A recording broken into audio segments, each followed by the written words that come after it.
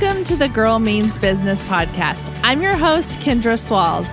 Over the last few years, I have built a business that allowed me to quit my 9-to-5, spend more time with the ones that I love, and live my best life. Now, I'm sharing everything I learned along the way with you. Each week, my guest and I will share actionable tips, tangible advice, and honest conversations to help you build your dream business. So get ready to take notes and put in the work, because this girl means business.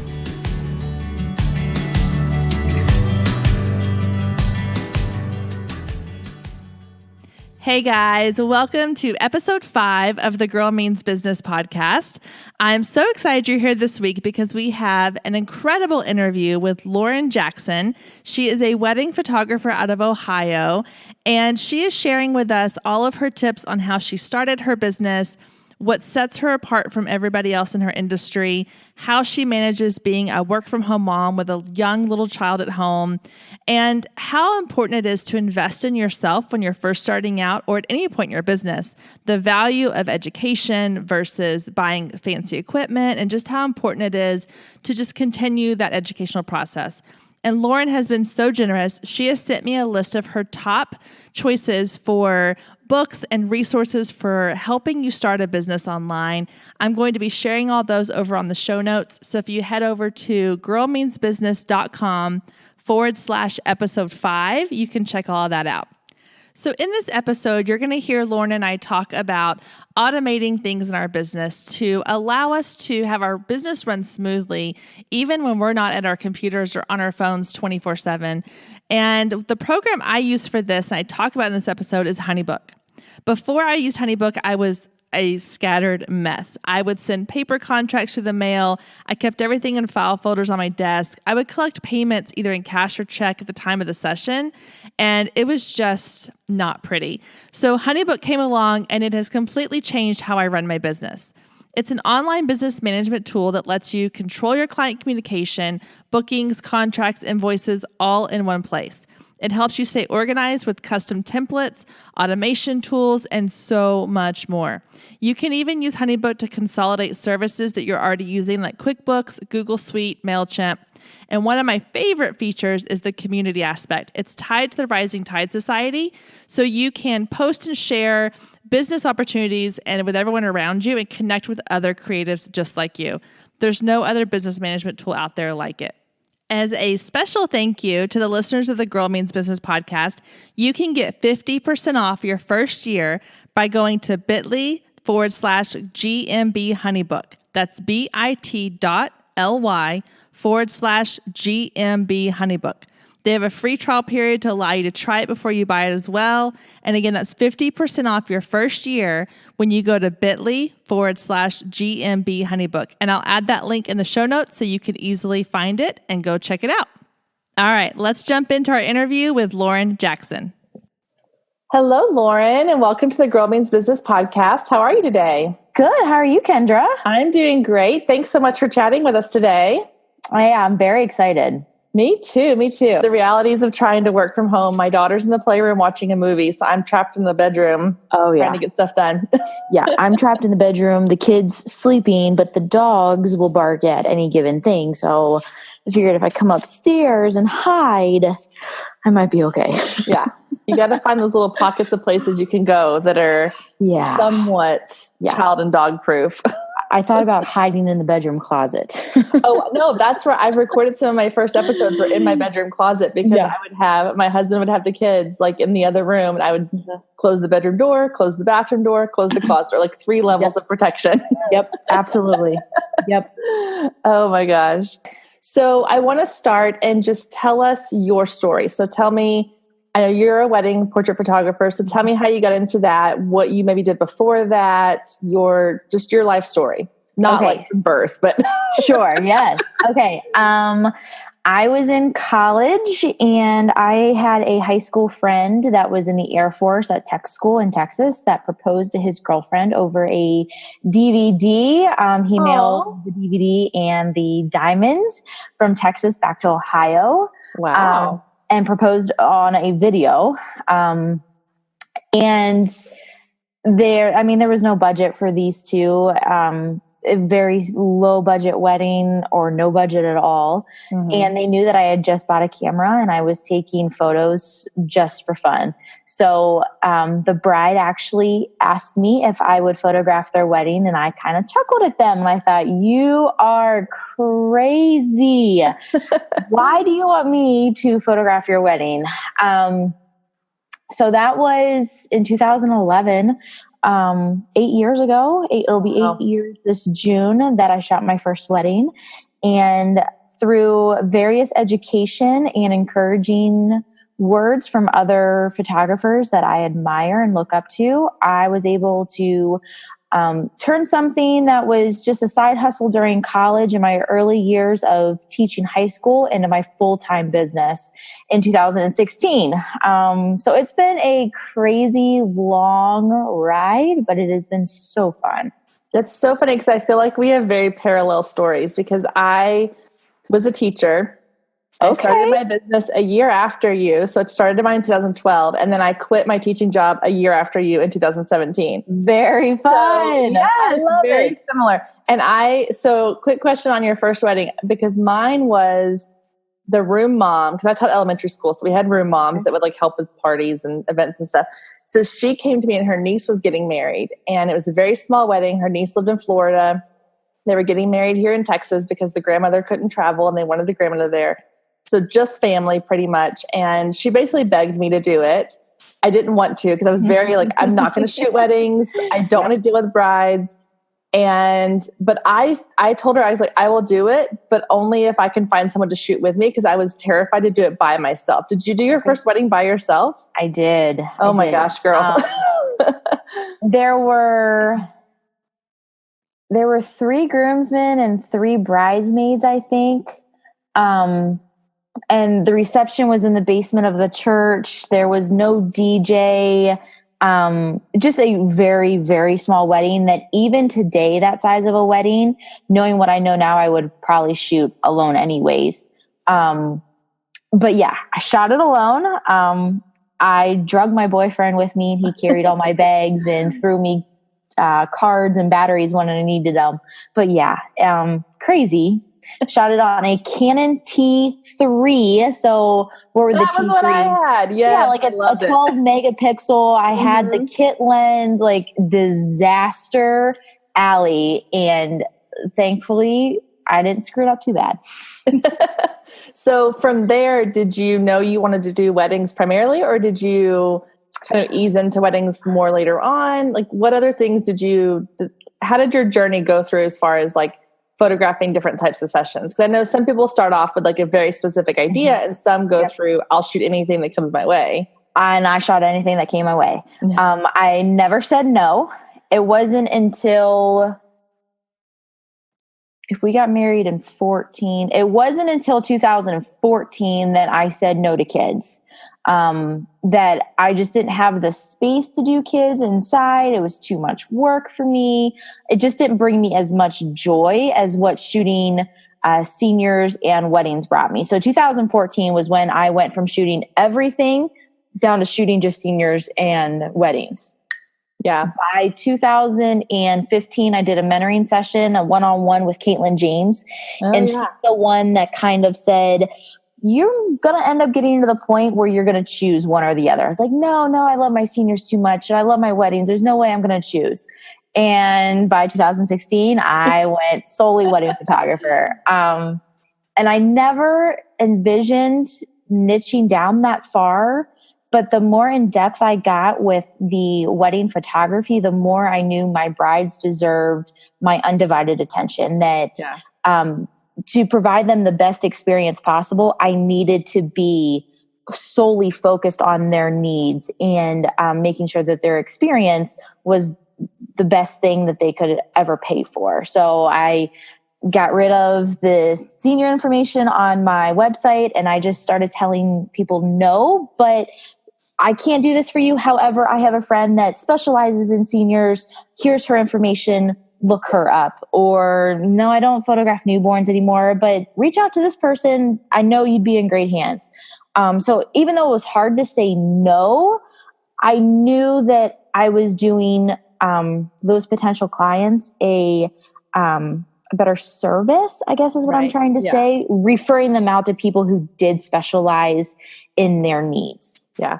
And I think that's a mistake, not a mistake. I think that's something that a lot of people, and not just photographers, but I know a lot of other business owners in general who kind of struggle with that in the beginning, is they think that they have to do it all. Yep. And they think that it's scary to say no to people. Mm-hmm. But once you finally, because the same thing happened to me, I actually went to a conference, and part of the conference was there was a class you could take where you submitted, I don't know, 20 or 30 images of your best images. And they would go through and kind of critique your images as a set, and then one or two individually. And I can remember everything about this class. Like, I remember where I was sitting. I remember what was around me. I remember what the room looked like, because it was that impactful. Mm-hmm. And she pulled up my photos. It's on the big screen in front of like the other 30 people in the room. And she said to me, she goes, before we start going through your photos, I want to ask you a really important question. She hadn't asked this question to anybody else. I was like, oh Lord, what's wrong? What have I done wrong? And she said, if you could shoot only one thing for the rest of your life, what would it be? Mm-hmm. And without hesitation, I just said women, just in general, women. I don't know. I didn't have a specific like bride or senior or boudoir or whatever. And in a lot of those photos, I had like photos of my daughter that I thought were really good because, parent goggles. Yep. And she goes, I could have told you that was your answer before you ever said that. And I don't even know you. She goes, but looking at your photos, I can tell those are the ones that you put more heart and passion into. Mm-hmm. And I think that people get so caught up in two things. One, they feel like they have to do everything because they don't know what they love yet. And two, they think, well, it's people paying me, so why not take it? Yep. But if you're doing a disservice to somebody because you don't enjoy it, it's not really worth it. Yep. And that's why I dropped newborns first. I didn't even go there. They're just a lot of work, and they're cuddly, but man, when they are not cuddly, you have to be a baby whisperer to work with newborns. And I love my infant when she was an infant, but I don't know. Newborns are a lot of work. Mine was families. I could tell.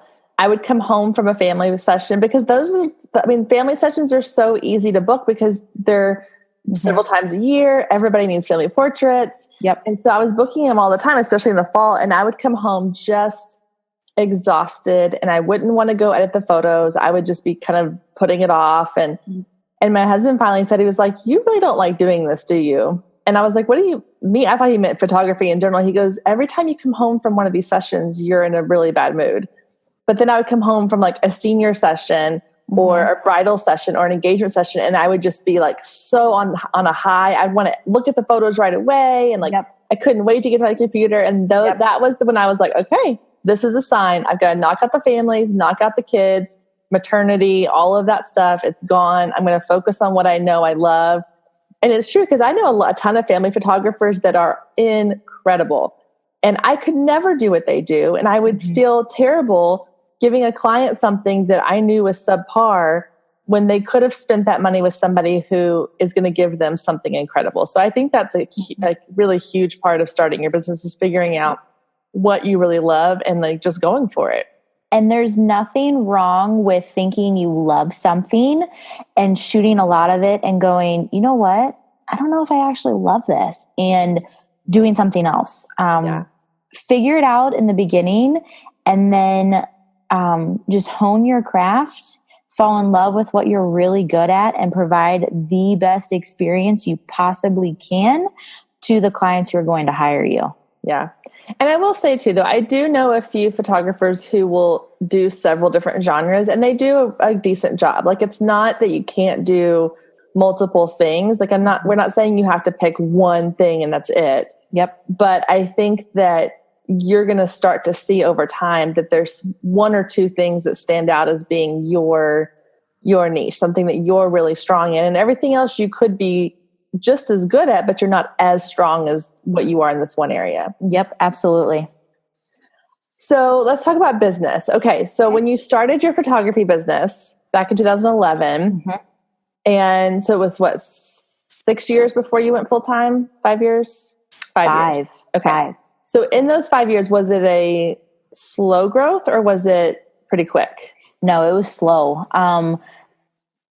Unlike today, there weren't Facebook groups like we have, the Rising Tide, our local Tuesdays Together charters, Shoot and Share. There weren't groups like that full of other photographers who were willing to give advice and not chastise new photographers. So what I learned was, reading books that I checked out from the library. Oh my gosh. And it was, I will never forget this day. It was either 2012 or 2013. I remember what year. I'm going to say 12. I'm going to say 2012. Super Bowl Sunday. On the old Facebook design layout, you could see what your friends had commented or liked certain posts on like the sidebar. Okay. And one of my friends liked a post that was a photographer in New Jersey. She posted a photo of an engagement session that had a baseball theme to it. And backstory, my husband played baseball in high school, and we're both obsessed with baseball. So I found this photo and I was like, man, this is awesome. I like this photo. And I started going through more of Caitlin's work. And I was like, oh my God, I love this photographer. So being new and having no idea and no one in Ohio that I felt comfortable reaching out to, I messaged her and I said, I really admire your work. I'm trying to start a photography business. Do you have any tips for me? And Caitlin Noel Photography in New Jersey is the first one that I felt like didn't laugh at me and say, you're full of it. Go sell your camera. You're not any good. So wait, did you have people say that to you? No, but okay. I was like, wait a minute. Not to my face. I will not to my face. So she encouraged me. She, told me about Caitlin James and Jasmine Starr, and I started reading their blogs. And it wasn't until 2015 that I took my first online course, like paid for online education, and went to my first conference. The Academy of International Wedding Photographers was my first online course. And then Crave at Heart in Raleigh, Virginia was my first conference. And 2015 was a huge year of growth for me. So much that in 12 months after paying for the Academy and attending Crave at Heart, I quit my full-time job and went full-time photography. So in the very beginning, it was very slow, but once I invested in that education and found photographers that poured their heart into the education, that wanted to see other photographers succeed, is where I really took off. So I always recommend to new photographers, invest in the education. The equipment and the experience will come, but the education is invaluable. And as soon as you can invest your money in people who invest their time in you, that's where you're going to see the most growth. Yeah, I 1,000,000% agree. I think the education side is the key. I think if you were to take 5 photographers and put them in a room and you go in order from who's done the least education to who's done the most, but the one with the least education may have the best equipment, it's not going to matter at all. Exactly. Because you have to have the education. It's funny, like as teachers, that wasn't the first thing we went to, because that's not the first thing I went to. I was like, no, I need a better camera. Oh, it's not that I don't know what I'm doing. It's that my camera can't do it. Exactly. Yeah. I was on my second full frame body by the time I purchased my education, which that's crazy. Is dumb looking back on it. Because think of how many courses you could have bought with the price of that camera or those cameras. Absolutely. Yeah. I know.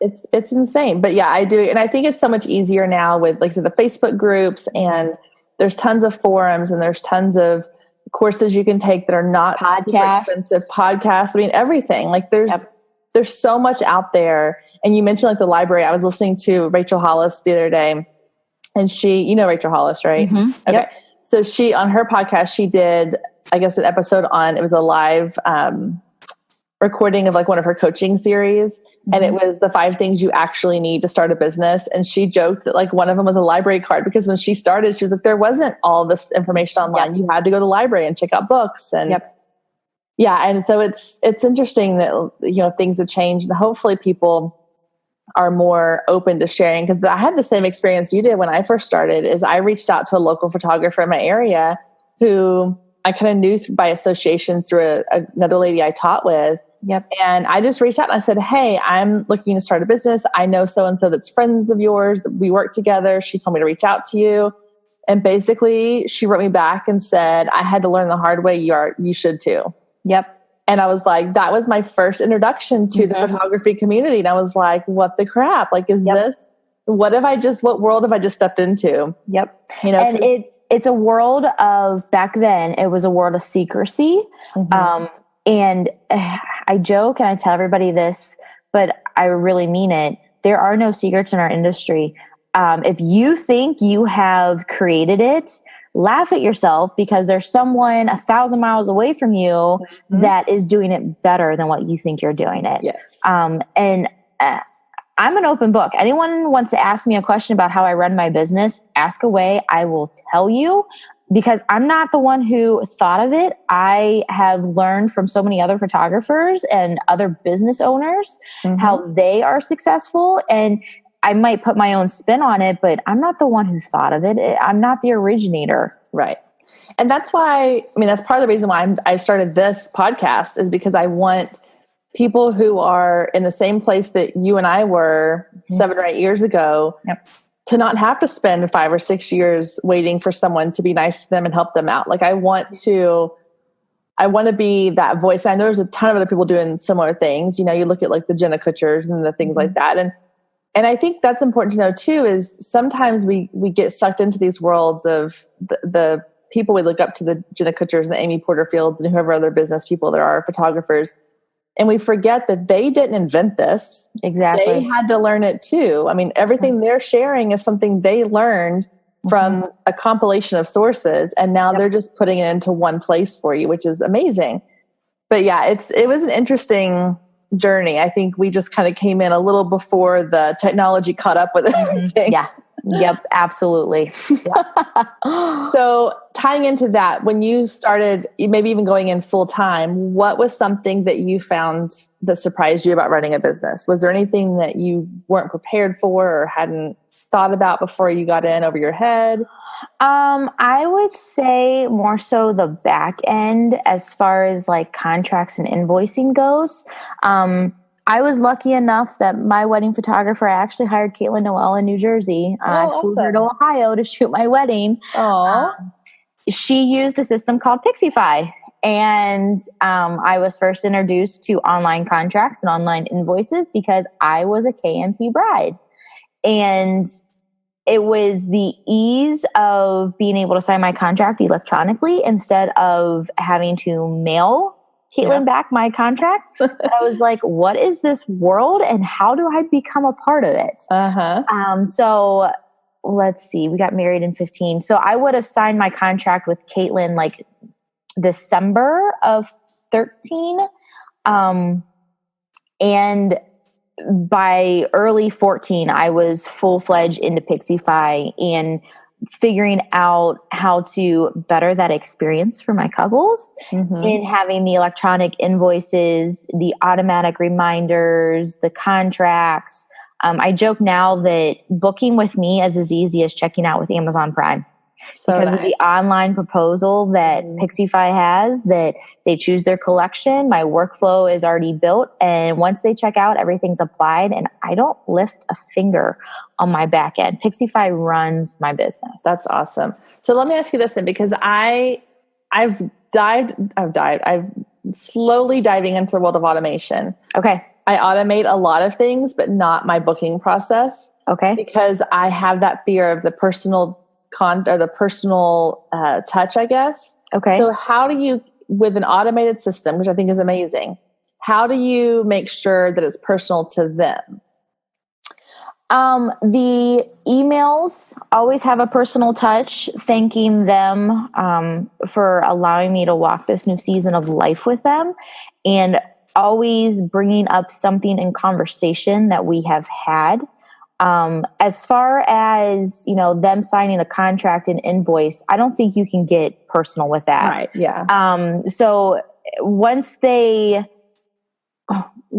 sign that contract and pay their retainer, I'm just not lifting a finger on my back end, which is, that automation process. But everything else, the gifts that they get, the magazine that I send them, the attentiveness to the emails when we're responding back and forth, being extra helpful with choosing engagement session outfits or helping them with vendor recommendations, that part's not automated. Okay. That part is very personal touch and making sure that I can give them the information with ease. So I don't know if you can really make automation too personal when it comes to the back end of business. It's just being attentive to their needs. Okay. Because I have mine. Well, it's not really automation, but let's say someone sends me an inquiry. Okay. And then they ask us a specific question, maybe about, have I shot at their venue before? Or a question about, I don't know, something about their wedding date. I have templates that I can, because I use HoneyBook, so similar. Okay. So I have templates I can pull. I can be on my phone and get an inquiry. I can reply in 2 seconds. I just pull up the template, hit submit, and it goes. I can also customize that. So that's where it's semi-automated, I guess, in the fact that I could have it automatically just send them that welcome email. But I feel like that if they're asking specific questions and they're getting that automated response, it seems impersonal. Okay, so for that, I will, when a couple inquires through my website, it's all through Pixified in the lead generation. So they hit submit, it goes into Pixify as a new lead. Pixify automatically fires off an email that tells couples why I photograph weddings and why my heart is so strong on marriage. And then they get that instantly. Okay. Once I see that they have inquired, I don't send them an email. I call them right away.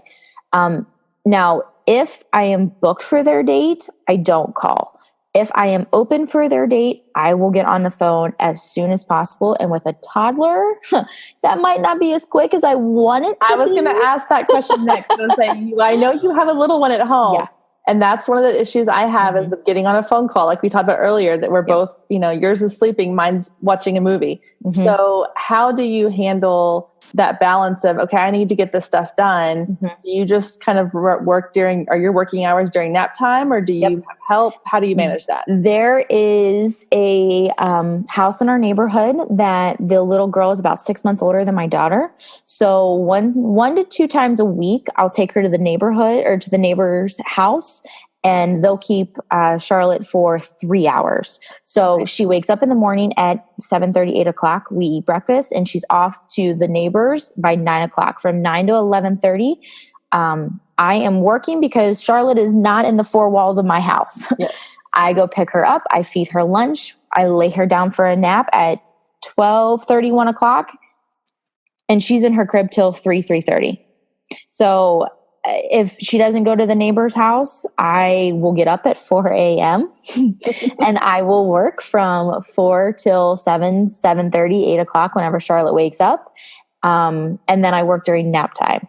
By the time I put her down for bed at 7:30, 8 o'clock, I'm spent for the day. So there is no working late. There is getting up early and working early.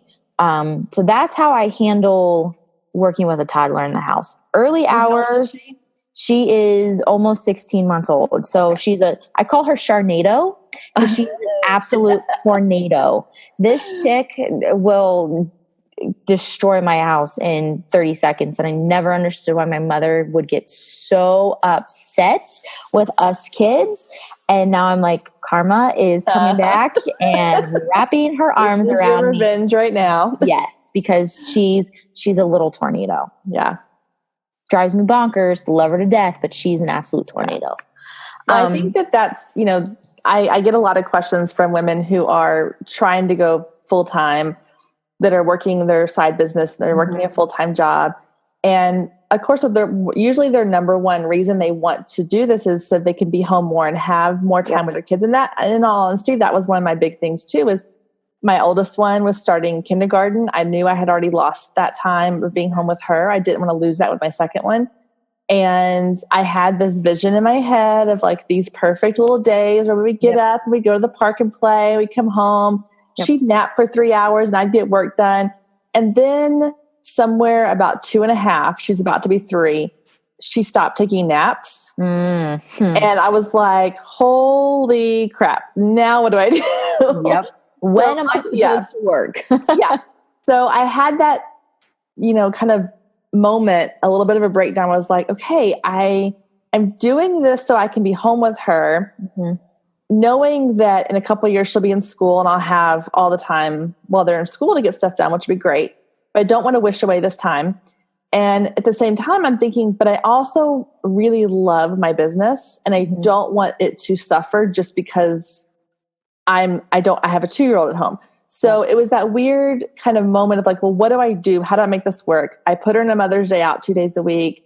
I'm very fortunate we have family around to help out, but there's never, I was talking to somebody the other day and they were saying, it's not like the scales are always going to be balanced. You have to kind of pick and choose when you do what. And like you mentioned mornings, I'm a night person, so I don't get up early. I can't do early mornings, but once my kids are in bed, and my husband likes to go to bed early some nights. So we'll watch TV for a little while, and then he'll go to bed and I'll stay up and work. And that's kind of how we do it in our house. And so I think it's just there, all those people who have that picture in their head of this really perfect vision of life at home, working from home with a kid. It's just take that, crumple it up, stomp on it a few times.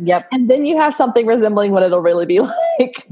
Because it's not only, having to work during nap time and, make sure your business emails are taken care of and you're still giving your clients the best experience, but you also have to worry about cleaning the house and making dinner before your husband comes home and making sure laundry, the dogs, good Lord, the dogs.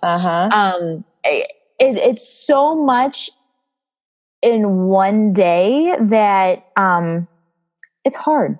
It's really hard. It's not easy. But I cannot imagine having to put my daughter in daycare full time. You mentioned, that there's this balance that not every day is going to look the same. It's finding grace. And if the blog post doesn't get posted on Tuesday, the blog post doesn't get posted on Tuesday. Give yourself grace. You're going to have bad days, but you're going to have really good days that you are so productive that it makes up for the last 2 weeks of just treading water and keeping your head above water and not letting a toddler break your spirit. Isn't it amazing how something in such a tiny body can totally break you and make you feel like crap? Oh, it's crazy. It's okay. But I want to say too that through all of the conversation about things being hard and difficult, I would take this times 10 over going back to teaching in a heartbeat. Yes. There's no greater feeling through it all. And this is, I have to explain to people that yes, I chose this. But it doesn't mean I can't complain about it sometimes. I did choose this, and I would choose this again every single time, because not only do I get to spend more time with my kids, I can go have lunch with my daughter at school anytime I want. I can go on her field trips. I can be there for field day. I can beat all that stuff. I can take my toddler to the zoo when the weather's really nice or do whatever I want to do. But I also get to have this business that I created. There was no other, it's not like I work for somebody who created the business and now this is all me. This is all what I have done, and that feeling of pride and you have a daughter too. So showing her, showing my girls that this is possible, makes all of the hard stuff worth it. Absolutely. Absolutely. And you mentioned showing your daughter, just the fact that I can show her, and obviously at almost 16 months old, she has no idea what she's witnessing, but not only being a successful business owner, but I'm also running this business, shooting 20, 25 weddings a year, and being the very best mom and wife as well. And that it's a juggling act, but it is so possible with the right mindset, and just encouragement. Yeah. Yeah. I know that it feels like a lot some days to have that responsibility, but it also feels like a huge privilege. Yes, absolutely. I joke that I should have been a 1950s housewife. Oh God, not me. No, I would have thrived in the 50s. I could have rocked the 1950s housewife, minus a little poodle skirt dress and the clean house, the perfect meals. As long as I could still run a business, I would be happy. Awesome. Oh my gosh. Yeah. I need you to come clean my house then.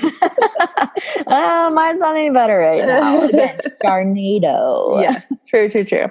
Okay. So last question is, what advice would you give to someone who is just starting their business? So when you reached out to Caitlin years and years ago, and she was so helpful to you. So if someone came to you today and said, hey, I'm starting a business, what would be the one piece of advice you would give to them? Save your money and do education. And I would give them, a list of resources of where to start.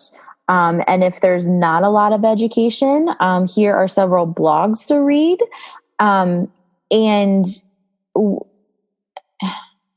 Don't get caught up in what everyone else is doing and thinking you have to do A through Z. Yep. Do A, B, C, and stop there and master those skills before you start doing D, E, F. Because it can get really overwhelming seeing someone else doing, these list of items and they're doing it really well, but they're doing just those three things. They're not mastering the whole alphabet. So that piece of advice would be invest in your education. I budget $5,000 a year for education. That's a lot of money a year, but it pays off probably tenfold. Yeah. Yep. I set aside $5,000 a year for education, and that includes the conferences, and that doesn't include my travel. Like, my travel is completely separate from my education, but that's how much I value the education. There's online courses now that are becoming huge that someone could use. There's so much online out there. It's crazy. So you don't even have to leave your home, but at the same time, you don't get the connections with the online courses that you would say at like a conference. Right. Before I had the baby, I was hitting 2 conferences a year because I loved getting those connections. Yeah. I love conferences. I like both. I love the conferences for the connection, the people. You get a lot of information in a very quick amount of time. Yep. I like retreats too. This year I'm doing a big conference. I'm doing Shutterfest in the spring. And then I'm doing a more intimate, like, boudoir retreat in the fall. Okay. And I like those for separate reasons. The conference, obviously, you get a ton of information. The retreat's a little more personalized because it's a smaller number of people. It's a smaller group. It's more niche. But then the online courses, I always looked at it as I would go to the conferences. I would kind of get a little bit of information from all these different amazing people. And then I would go, okay, what do I really want to dive deeper into? And that's where I would go to an online course, because then I already had a little bit of information here and there, and then I could just really take all that. And I like having it to go back to. I have a ton of courses I've saved stuff from. But yeah, I agree 1,000,000%. Like, education should be number one priority. Everything else will fall into place once you have that education. Yes. On the flip side, though, I will say sometimes taking in too much information can give you overload, and you lose sight of where you need to focus on. So having a focused plan for your education, I think, helps as well. Yeah, no, I would agree with that. Absolutely. That it's not only an overload, but if you have too much, are you really taking the time to listen to what you are being taught and absorbing that information? Right. Exactly. Well, thank you, Loren, so much. This has been so much fun, and this was wonderful. I really appreciate it. Okay. So where can people find you online if they want to go check out your work? So, LorenJacksonPhotography.com. Loren is spelled Loren. And then if you look on Instagram, it's _Loren Jackson _. So just make sure you spell Loren right, because there's a lot of Lorens out there in the world, but it's Loren. Perfect. And I'll link to those in the show notes too. So if people want to go check it out, they can. All right. Okay. Thanks, Loren. What a great interview. Thank you so much, Loren, for being on the show. I hope everyone listening enjoyed that. There was so many little tidbits of information in there. Really, really great little pieces of information for you to take away. Everything from just tips on how to start a good business, how to be a successful work from home mom when you've got little ones, how to balance all of that. And then I think the really important thing I wanted to hone in on here of this interview was just the value of education. I think when you're a new business owner, it's so easy to want to jump into the latest and the greatest. You got to have the best equipment. You want to have the latest programs and apps and all the bells and whistles in your business. But really, when you drill down to what are the key things you need in your business, I think education is so important. So she has been generous enough to send me a list of her favorite educational resources. They are over on the show notes at girlmeansbusiness.com/episode 5. Go check those out. Download that list of resources. Check out all the other links from today's episode. And let's jump into our listener lounge question for today. This week's question comes from Nikki, and she has a really great question about how to convert inquiries into actual booked clients. Hi, Kendra. This is Nikki. I have a question for you. I am finally starting to get consistent inquiries through my website and search engines, but I'm not seeing a huge conversion into actual clients. What would be your suggestions to help with this situation? Thanks. This is such a good question, and I love this question because I think it's one that a lot of business owners aren't quite sure how to handle. When you really start looking at your analytics and seeing how many inquiries you're getting versus how many bookings and what that percentage rate is, it can be a little frustrating when you see that it may not be as high as you're wanting it to be. And I think that it all goes back to that initial point of contact. So when someone sends you an email and inquires with you, what are you giving back to them right away? Are you sending them a very generic email? Are you reaching out to them through a phone call or a voice message? Are you sending them a video welcome? There's so many opportunities these days with technology to really make that first point of contact one that is super memorable. And that, I think, is what's going to help convert your inquiries into paying clients. So a couple ways you can do that is one, through email. So if you're sending them back an email, make sure that it's personalized in some way using their name, using a reference to something that they may have put into their inquiry email that they sent you. And then give them enough information to make them feel informed without being overwhelmed. I know a lot of people have these really great welcome packets that are 15, 20 pages long, and that can be really overwhelming for someone who is just now starting to think about your product or services. So giving them information in small pieces, I think, is really helpful. So think about, as a consumer, what is your main question or concern you would have if reaching out to someone in your industry? And then address those questions and concerns initially. So send them an email that has just a couple little frequently asked questions, or maybe just addresses something that you know most of your clients struggle with in the beginning. If you're not sending an email, if you want to take it one step further, I highly suggest making a phone call, because as tempting as it is to skip over this step, and I've done it too, phone calls are intimidating these days, but it really does make an impression on people because emails are so common now and they can feel really non-intimate. They feel really generic. And so reaching out, a phone call, a text message, even just sending a voice recorded message through Messenger or through a text message can be really helpful, because then they know that you personally took the time to respond to them, and it wasn't your virtual assistant, it wasn't someone else in your office, it wasn't an automated message. That can really make an impression on a client. And then the third one is video. I know that there's a lot of services out there now that will allow you to record quick little video welcome messages. This takes a lot more time, and it's not really convenient for anyone who's on the go or has little ones around. But if you're working in an office setting and you're able to sit at your computer, record a quick welcome message, or even on your phone and send that over, it can make a really great impression as well. So that first impression, that first point of contact, make sure it's memorable, make sure it stands out, and I think you're going to start seeing your booking rate really, really increase. So I hope that helps, Nikki.